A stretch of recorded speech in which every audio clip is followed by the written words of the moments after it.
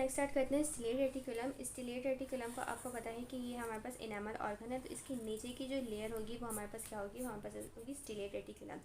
अब stellate reticulum के जो सेल्स होते हैं वो हमारे पास होते हैं स्टार शेप सेल्स। ये स्टार शेप सेल्स हैं और स्टार शेप सेल्स होने के बाद इनका जो न्यूक्लियस है वो भी बहुत प्रोमिनेंट है, सही है। लेकिन आप देख रहे हैं कि इनके दरमियान क्या है, इंट्रासेलुलर स्पेस है। तो ये इंट्रासेलुलर स्पेस जो है ये हमारे पास फिल हो जाती है फ्लूइड से, ठीक है। यहाँ पे जो है क्या आ जाता है, फ्लूइड आ जाता है। वो फ्लूइड जो हमारे पास किस वजह से आता है, कंसंट्रेशन ग्रेडियंट की वजह से आता है। क्यों कंसंट्रेशन ग्रेडियंट की वजह से, क्योंकि ये जो सेल्स हैं इनके अंदर जो है गैस की अमाउंट जो है वो बहुत ज़्यादा होती है। तो जब गैस की अमाउंट ज़्यादा होती है तो बाहर से जो है वो ऑस्मोटिक फ्लूइड जो है वो अंदर आ रहा होता है। गैस के साथ साथ इन सेल्स में हमारे पास ग्लाइकोजन भी होता है, आरएनए भी होते हैं, और एक और इम्पॉर्टेंट चीज़ हमारे पास क्या होती है, यहाँ पे हमारे पास अल्कलाइन फोस्फेट भी होता है, अल्कलाइन फोस्फेटेस।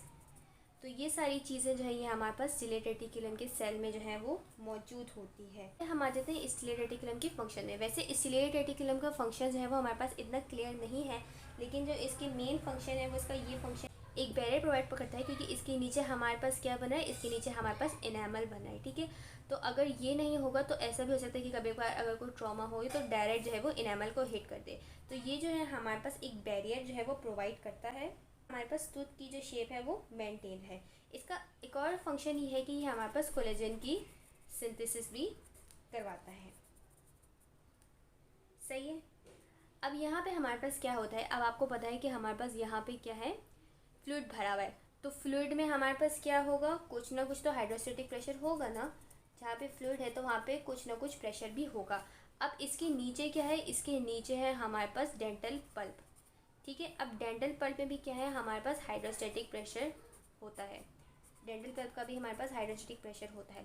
तो हमारे पास स्टिलेट रेटिकुलम का जो हाइड्रोस्टेटिक प्रेशर है ना, वो डेंटल पल्प के हाइड्रोस्टेटिक प्रेशर से जो है वो इक्विलिब्रियम में होना चाहिए। यानी hydrostatic pressure of stellate reticulum equilibrium में होना चाहिए, किसके हाइड्रोस्टेटिक प्रेशर से, डेंटल पल्प के हाइड्रोस्टेटिक प्रेशर से।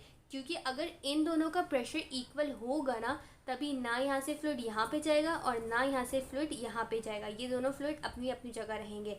लेकिन अगर फर्ज करें कि यहाँ से इनका हाइड्रोस्टेटिक प्रेशर इक्वल नहीं है, कोई भी हमारे पास ऐसी इंजरी हो गई या कोई भी केमिकल का इन्फ्लुएंस ऐसा हो गया कि जिसकी वजह से इसका हाइड्रोस्टेटिक प्रेशर जो है वो ज़्यादा बढ़ गया, इसका हाइड्रोस्टेटिक प्रेशर है जो है ज़्यादा बढ़ गया, ठीक है। तो या तो यहाँ से फ्लूइड यहाँ पे हमारे पास ट्रांसफर हो जाएगा या यहाँ से फ्लूइड यहाँ पे ट्रांसफर हो जाएगा।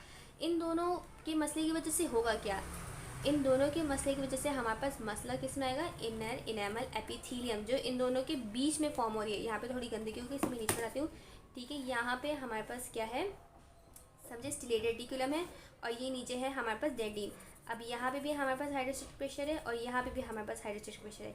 बीच में क्या है, हमारे पास इंटरनल इनेमल एपिथेलियम, जिससे हमारे पास क्या बनाना है, क्राउन बनाना है। अगर इन दोनों के हाइड्रोस्टेटिक प्रेशर में कोई ना कोई मसला आ गया या कोई ना कोई चेंजेस हो गई, तो उसकी वजह से हमारे पास क्राउन में डिस्टर्बेंस आएगी, यानी टूथ की मॉर्फो में डिस्टर्बेंस आएगी। जो क्राउन बनना था, जिसके अगर 4 कस बनने थे, तो इनकी डिस्टर्बेंस की वजह से या तो 5 कस बने होंगे या 3 कस बने होंगे। तो बेसिकली क्राउन डिस्टर्ब हो रहा होगा, टूथ की एनाटॉमी डिस्टर्ब हो रही होगी। तो इसलिए इक्विलिब्रियम में लाजमी होना चाहिए।